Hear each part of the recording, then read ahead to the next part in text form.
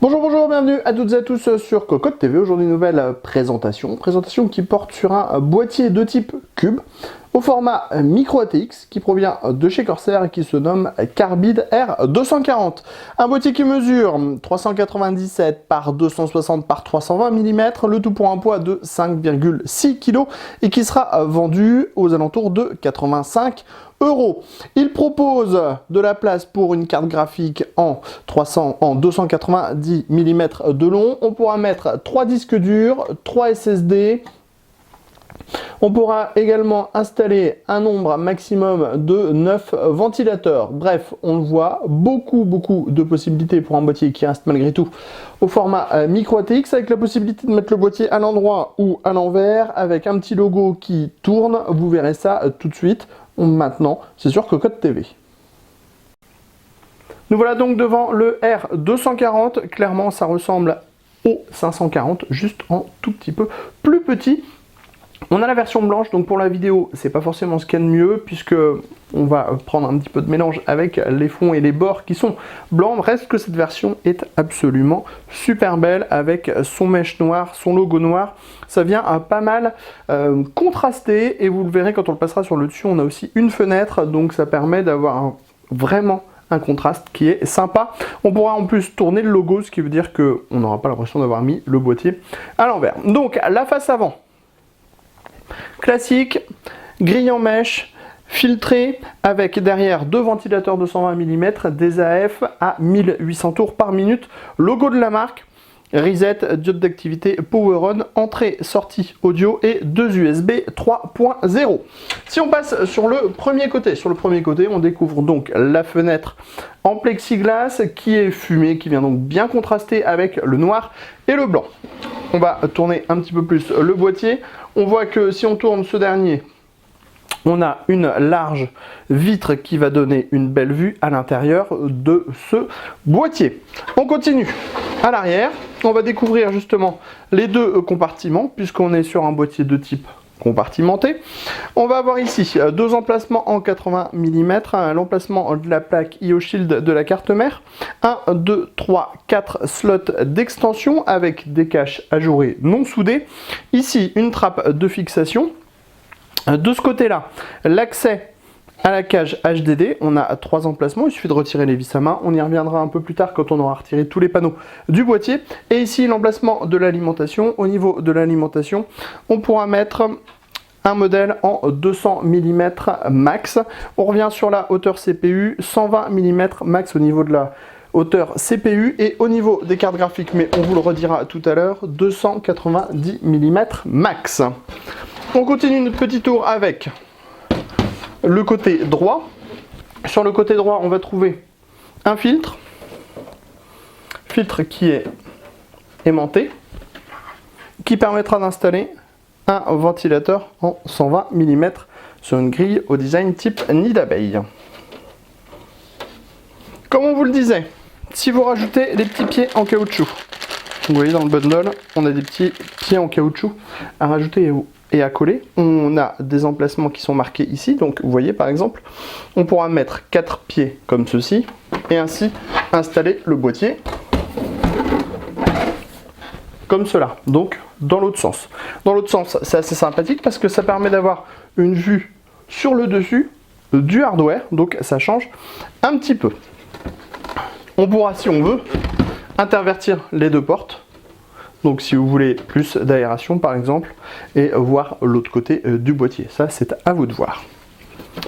Pour rentrer à l'intérieur du boîtier, ce qu'on va faire tout de suite, il y a pas mal de vis à main à l'arrière. Un petit coup de tournevis. Et vous allez voir, on peut retirer en fait tous les panneaux du boîtier.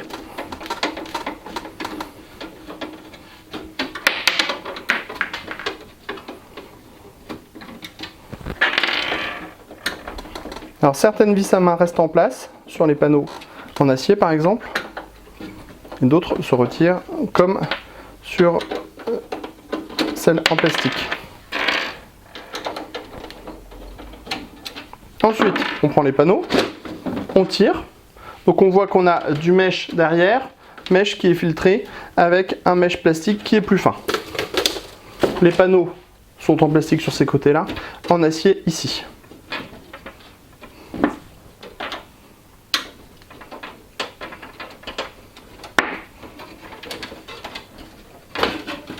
Hop. Un autre panneau. Le dernier panneau. On va reprendre notre petit tour du début, maintenant que le boîtier est intégralement ouvert. Alors, on va le mettre dans la position initiale, c'est-à-dire avec le hardware de ce côté-là. On a deux ventilateurs 220 mm à l'avant, on pourra placer un radiateur de water cooling en 240 mm. On le voit bien, on a des passages absolument partout pour le cable management, c'est une très bonne chose. Ici, on trouve des rampes qui permettront d'installer du ventilateur en 120 mm. Encore une fois, alors on pourra placer jusqu'à, on en cherche un petit pour pouvoir vous montrer.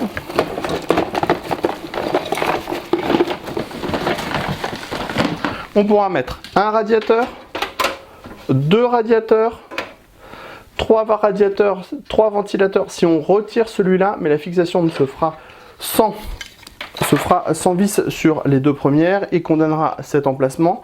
On a le même dispositif en bas, donc un radiateur, un ventilateur ou deux ventilateurs, ou alors du radiateur de water cooling en 240 mm et en 240 mm dans le bas, par exemple, si on condamne les deux emplacements. Donc ça laisse des bonnes possibilités à ce niveau-là.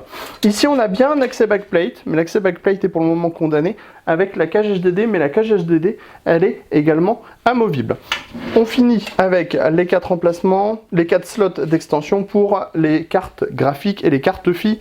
On rappelle 290 mm max pour la carte graphique. L'arrière, on l'a déjà vu, mais on va vous montrer l'accès à la cage HDD. Donc on démonte, la vis à main reste en place et on a donc l'ouverture. Il suffit de récupérer les paniers, glisser les HDD ou les SSD à l'intérieur. Donc les SSD, la fixation se fera avec 4 vis, les HDD c'est automatique et ensuite on remet les paniers en place dans la cage. Mais ce n'est pas tout. Pour avoir un accès backplate complet, la cage HDD est intégralement amovible, ce qui est plutôt pratique. On va retrouver après, ici, une seconde cage HDD. Donc quand on retire le panneau, ça permet l'accès au panier. Ici, on pourra mettre du disque dur en 2,5 pouces maximum, donc SSD ou HDD. Montage sans vis avec un système anti-vibration comme pour les disques durs. Cette petite cage, elle est également amovible. On pourra donc aussi la retirer.